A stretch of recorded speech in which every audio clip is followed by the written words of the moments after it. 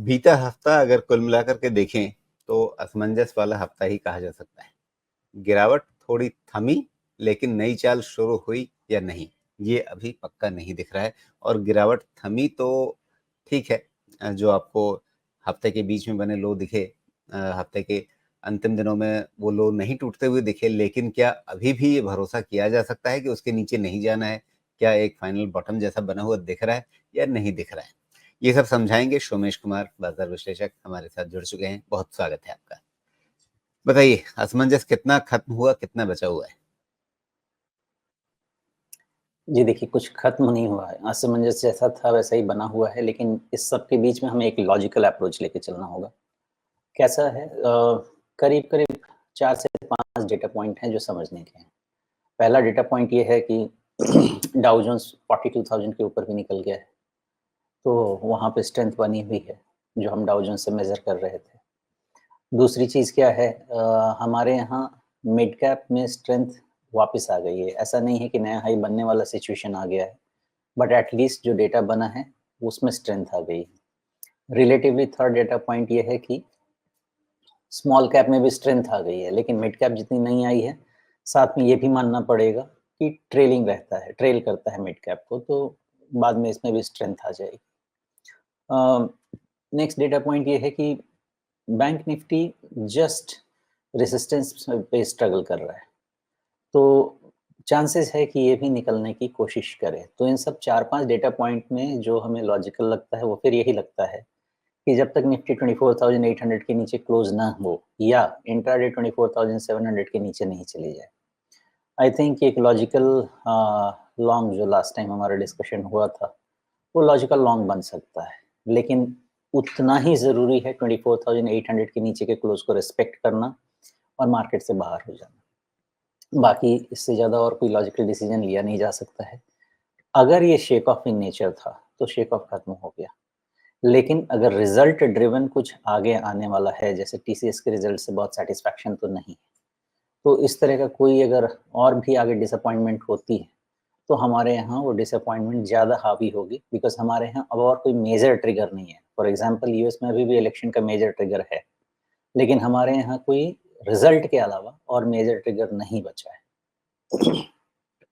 जी, लेकिन इन सब के बीच में सोमेश, ये दिख रहा है निफ्टी के लेवल्स की आगे और चर्चा करेंगे, लेकिन एफपीआई इतनी भगदड़ क्यों मचा रहे हैं? मतलब सितंबर में उन्होंने खरीदना शुरू किया था, पूरे सितंबर में जितना नहीं खरीदा उससे ज्यादा इन्होंने ये 10-11 दिन के अंदर बेच बाच के निकल गए।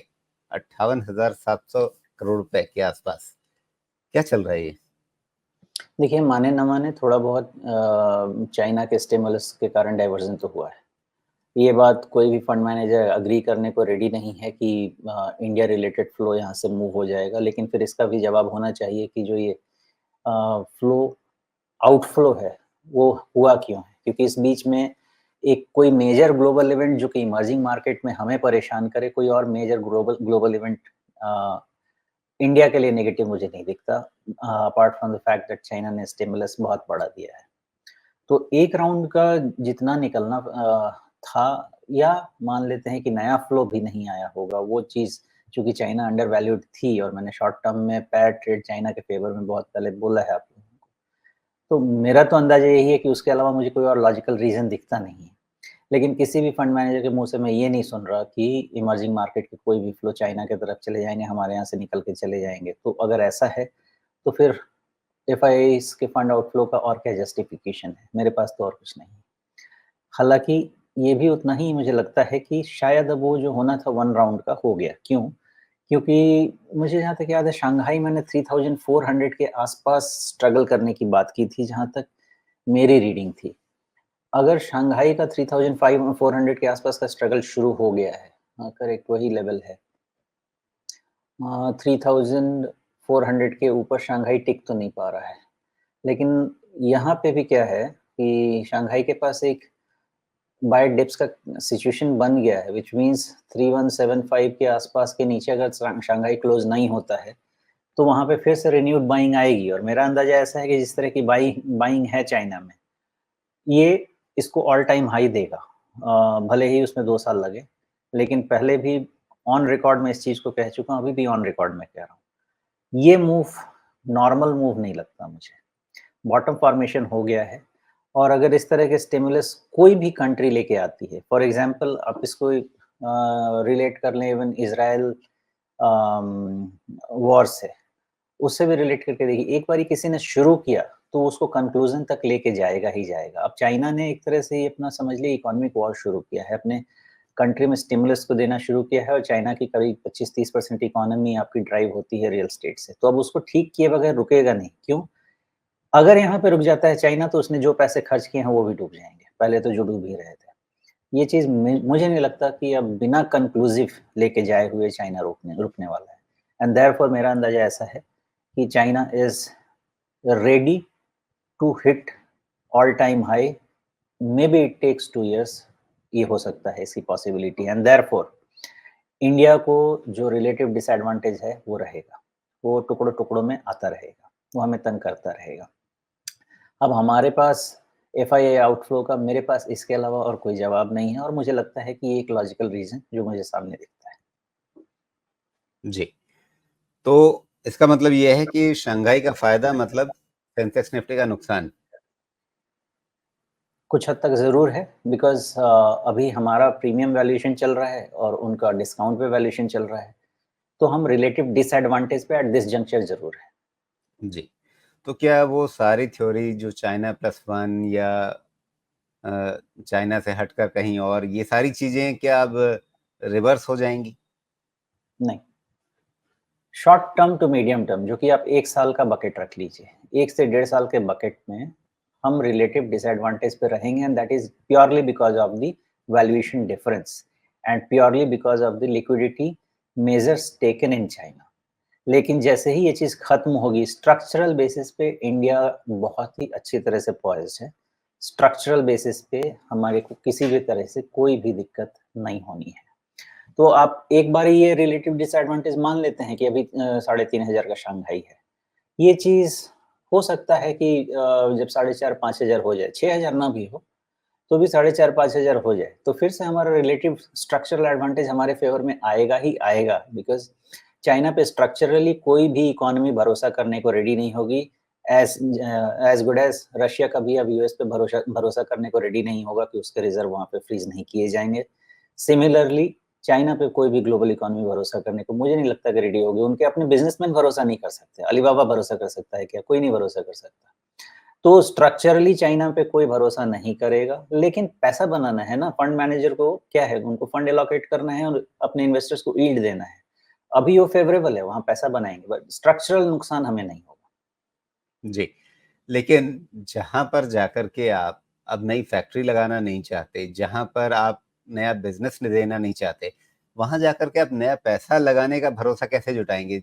बेसिकली चाइना में आज की तारीख में जो भी चाइना से हट के बाहर कहीं और जाने की बात हो रही है, चाहे चाइना प्लस वन या किसी और स्ट्रैटेजी के नाम पे, उसके पीछे कारण क्या है कि आप चीन पे भरोसा नहीं करते अब।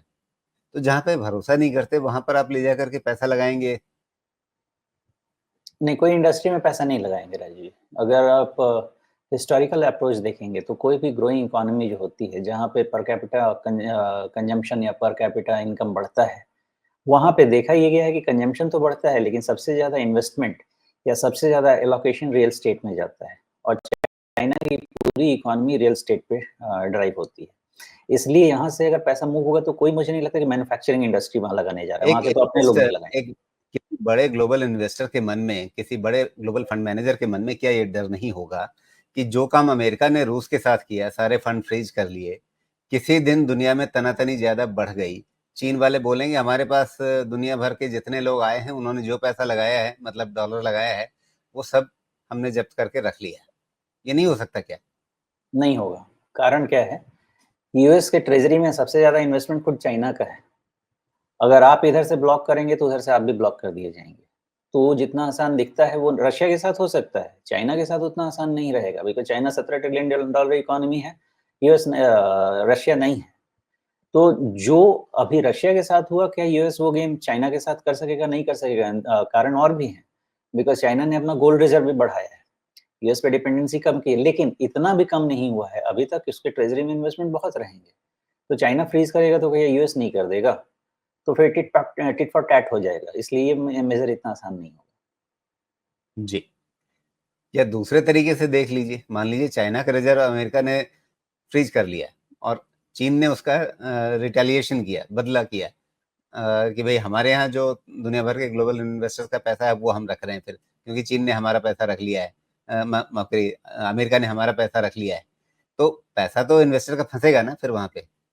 जवाब सिंपल है, दोनों कुछ नहीं करेंगे, बोलने वाली लड़ाई के अलावा दोनों चिल्लाएंगे, दोनों एक दूसरे को बोलेंगे, कोई कुछ नहीं करेगा, क्योंकि पता है जितना नुकसान मैं सामने वाले का करूंगा उतना नुकसान वो मेरा करेगा। एक्चुअल नुकसान ग्राउंड लेवल पे कुछ नहीं होगा।